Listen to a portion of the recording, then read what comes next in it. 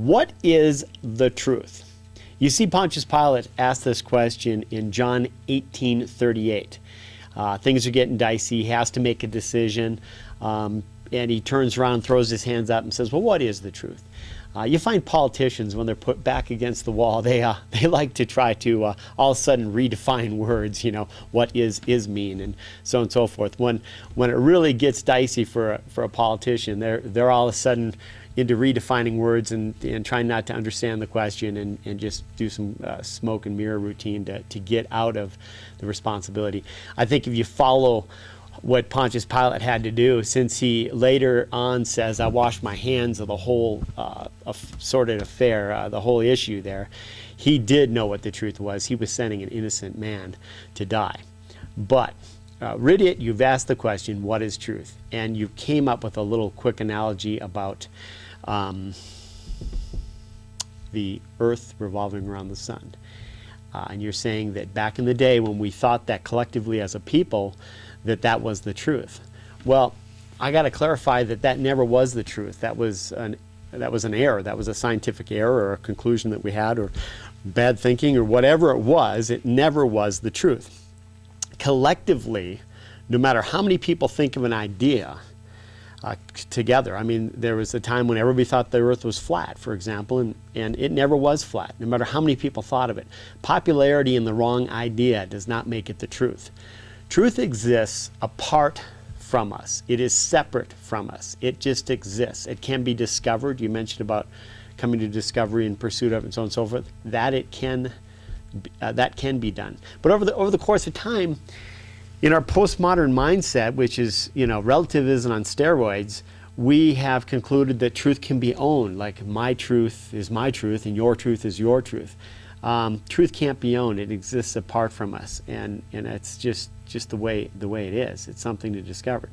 Now, in pursuing the truth, the challenge that evolutionists have, I think, in seeing the truth is they have a bias, and what they're looking through is their evolutionary filter, and they're trying to see things in a certain way. You take a fossil. Let's say you find a fossil of some spinal bones and a rib cage, and it's of a dog, let's say. So you find these bones, you look at them and you go, wow, look, rib cage and a spinal cord. Wow, it's just like a salamander and it's just like a frog. Wow, they all evolved from one animal to the other. Wow, that's evidence, that's a fact. Wow, look, we have proof. Well, what you have is a preconceived bias when you look at those bones and you make a conclusion upon finding those bones.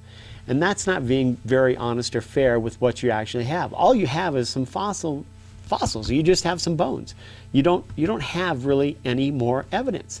You take the same set of bones, a creationist looks at it and goes, look, oh, rib cage here, rib cage there, here rib cage, there rib cage, everywhere rib cage. Same designer, all came from the same designer, not the same animal.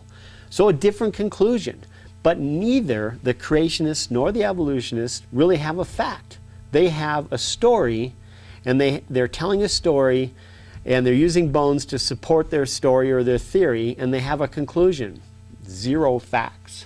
Now, creationists are fine with saying, hey, you know what? We take it by faith anyway. We can't prove the existence of God and the creation of the world as it says in Scripture. We can trust what Scripture says. God is the only witness. He's the eyewitness and gives testimony of how He created it. There's our one eyewitness, but if you don't believe the eyewitness exists, I'm going to have a tough time convincing you that Genesis is for real. But the point is, we're fine with it because we know it's a faith-based understanding. But you can't, in your worldview, turn around and say, just because you can tell a story along with bones, that it's truth, that it's a fact. Because so many times evolutionists do not get it. They just turn around and spout that it's a fact, it's a fact, it's a fact. It's not a fact, it's a faith, it's an hypothesis, it's a theory, it's not a fact. So in pursuing the truth, you have to dismantle your bias. You have to let go of your bias and try to see the evidence for what it is. That's how you pursue truth in all honesty.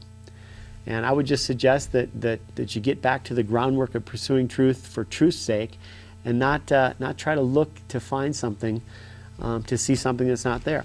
One other quick point that's kind of comical.